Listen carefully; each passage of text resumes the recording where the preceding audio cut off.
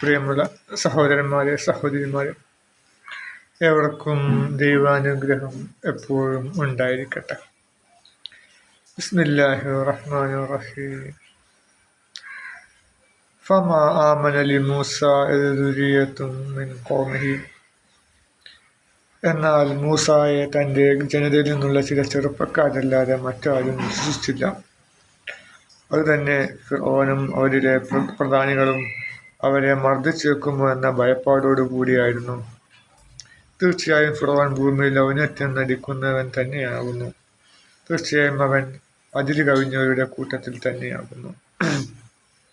അപ്പോൾ മൂസായുടെ ജനതയിൽ നിന്ന് ചെറുപ്പക്കാരല്ലാതെ ആരും വിശ്വസിച്ചില്ല. അധികം ചെറുപ്പക്കാരാണ് അധികം വിശ്വസിക്കുക. കാരണം പുതുതായത് തേടാൻ അവർക്ക് ആഗ്രഹമുണ്ടാവും, പുതുമ തേടാൻ ആഗ്രഹമുണ്ടാവും, ധൈര്യമുണ്ടാവും, അവർക്ക് സത്യത്തോട് താല്പര്യമുണ്ടാവും. ചെഗുവേര കൊണ്ട് പറഞ്ഞാൽ നമുക്കറിയാമല്ലോ, നഷ്ടപ്പെടാനൊന്നുമില്ല നമുക്ക് കൈവിലങ്ങുകളല്ലാതെ, അല്ലേ? അപ്പം അതുപോലെ തന്നെ എന്തെങ്കിലും സമൂഹത്തിൽ എന്തെങ്കിലുമൊക്കെ ചെയ്യണം, സ്റ്റാർ ആവണം. പിന്നെ അതുപോലെ തന്നെ നമ്മളെ പൂച്ചകളൊക്കെ നമുക്ക് കാണാം. ചില പൂച്ചകൾ പെൺപൂച്ചകളെ ആകർഷിക്കാൻ വേണ്ടി അവരുള്ള ആൺപൂച്ചകളൊക്കെ തുരത്തുന്നതൊക്കെ കാണാം.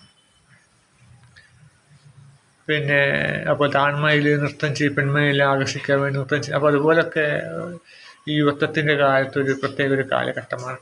എനിക്ക് എന്തെങ്കിലുമൊക്കെ ആവണം, എന്തെങ്കിലുമൊക്കെ ചെയ്യണം, അതുപോലെ സത്യം പറഞ്ഞാൽ അത് ഉൾക്കൊള്ളണം, അങ്ങനെയൊക്കെ താല്പര്യം അവർക്കൊന്നും പേടിക്കാനില്ല. ഒരു സ്വാതന്ത്ര്യത്തിൻ്റെ കാലമാണ്.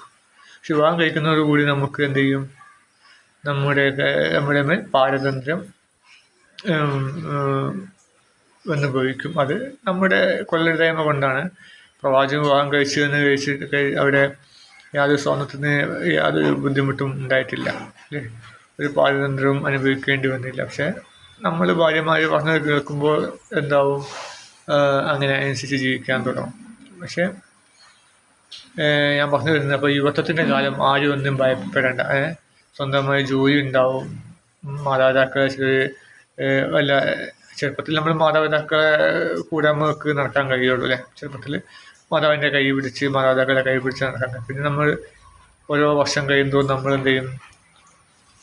നമ്മിൽ കഴുത്താർജിച്ച് സ്വന്തമായി വരുമാനം നേടാനാണ് കൊണ്ടുവരാൻ തുടങ്ങും. പിന്നെ പിതാവിന് പോലും നമ്മൾ ഉപേക്ഷിക്കാൻ കഴിയില്ല. നമുക്ക് ആവശ്യത്തിന് പൈസ കൈമുതലുണ്ടാവും. അപ്പം എന്തിനും ഉള്ളൊരു സ്വാതന്ത്ര്യത്തിൻ്റെ കാലമാണ്. അപ്പം ഇങ്ങനെ പുതുതായി ഏതെങ്കിലും ഒക്കെ വ്യക്തികൾ സത്യം പറയുമ്പോൾ അത് ഉൾക്കൊള്ളാനും അതിനെപ്പറ്റി പഠിക്കാനും നിൽക്കാനൊക്കെ താല്പര്യമുണ്ടാവും. നമുക്കറിയാമല്ലോ, CJP പാർട്ടിക്കാരിലെ അഭിഷേക് എന്ന വ്യക്തി ഫേസ്ബുക്കിലൂടെ ഇൻസ്റ്റഗ്രാമിലൂടെ ഒരു സന്ദേശം അയച്ചപ്പോൾ അത് സ്വീകരിക്കാൻ ആയിരക്കണക്കിന് ലക്ഷക്കണക്കിന് യുവാക്കൾ തയ്യാറായി. അവർ സ്വന്തം ജീവൻ പോലും ബലിയർപ്പിക്കാൻ തയ്യാറായി. പക്ഷേ ജീവൻ ആർക്കും നഷ്ടപ്പെട്ടിട്ടില്ല ദൈവസഹായം കൊണ്ട്. അതുകൊണ്ട് വിജയിച്ചു. അപ്പോൾ ഇതിൻ്റെ യുവാക്കളാണ് അധികം പോയിട്ടില്ല. അതിൽ പ്രായമുള്ളവരൊന്നും പോയിട്ടില്ല. കാരണം പ്രായമുള്ളവർക്ക് പല ചുറ്റുപാടുകളും കൂച്ചുവിലങ്ങുകളും ഒക്കെ ഉണ്ട്. വിലങ്ങുകളെ ഭാര്യ, കുട്ടികൾ, കുടുംബം, തങ്ങളുടെ സമ്പത്ത്, ഇതൊക്കെ ഇതിൽ കെട്ടിയിടപ്പെട്ടിട്ടുണ്ടാവും.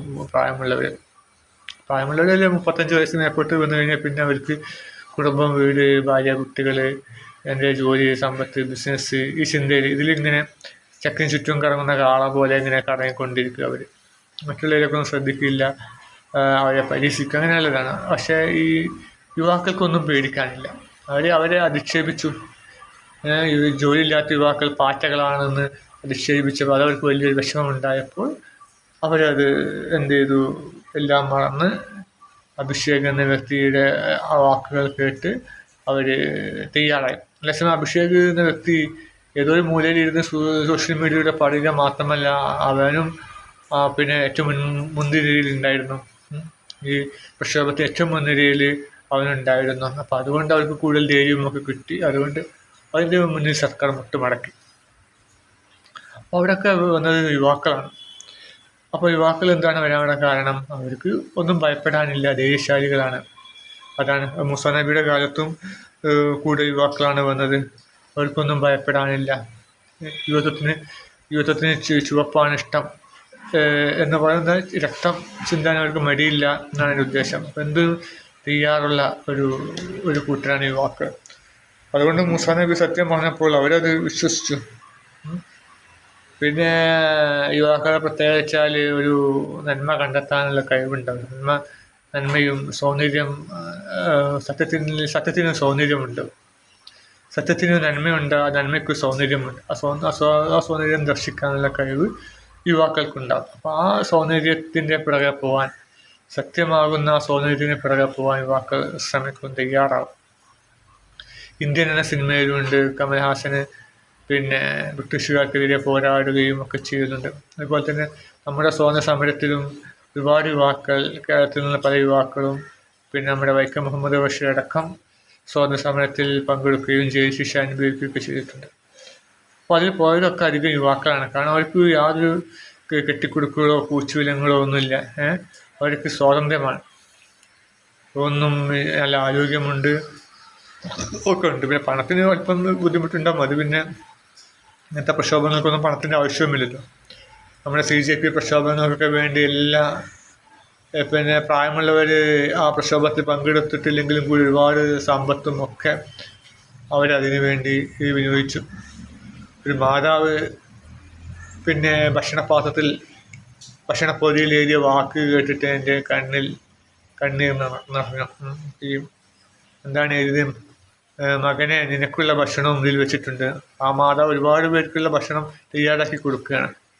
തൻ്റെ മകനും അവിടെ പോയിട്ടുണ്ട്.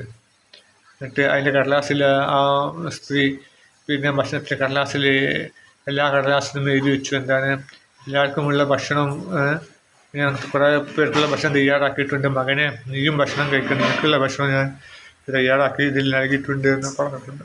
അപ്പോൾ അത് അത്രക്കും അവരുടെ മാതാപിതാക്കളൊക്കെ ഇതിൽ പങ്കാളികളായി. അതുകൊണ്ട് ഈ സമരം വിജയിച്ചു. CJP എന്ന പാർട്ടിയുടെ സമരം വിജയിച്ചു. ഈ പ്രാർത്ഥനകളും ഒക്കെ വിജയിച്ചു. അപ്പോൾ അതുപോലെ തന്നെ മൂസാ നബിയുടെ കാലത്തും ഈ യുവാക്കളാണ് മൂസാ നബിയെ വിശ്വസിക്കാൻ തയ്യാറായത്.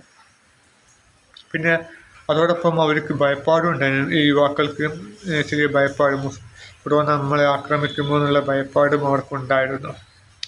അപ്പോൾ ഭയപ്പാട് പാടില്ല.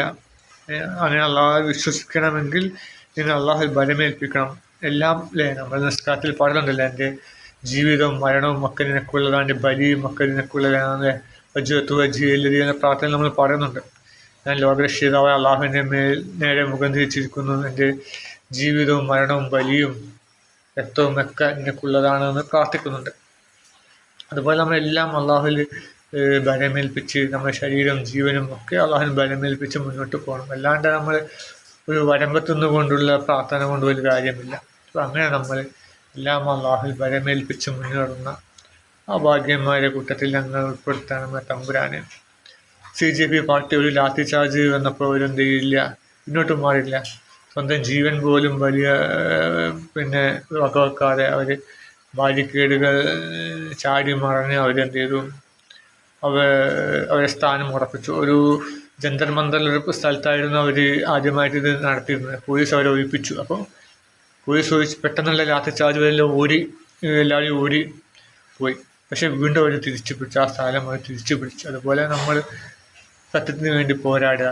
മോദിയെ പോലെ, നെതന്യാഹുവിനെ പോലെ പല ദ്രോഹികളും ലോകത്തെ ഭരിച്ചുകൊണ്ടിരിക്കുകയാണ്. ഇല്ലുമിനാറ്റികളെ പോലെ, റോക്ക്ഫെല്ലറിനെ പോലെ പല പിന്നെ നാശകാരികൾ ലോകത്തെ ഭരിച്ചുകൊണ്ടിരിക്കുന്നുണ്ട്. അപ്പോൾ അവരിൽ നിന്ന് ലോകത്തെ രക്ഷിച്ചെടുക്കാൻ നമ്മൾ ഓരോരുത്തരും തയ്യാറാവുക.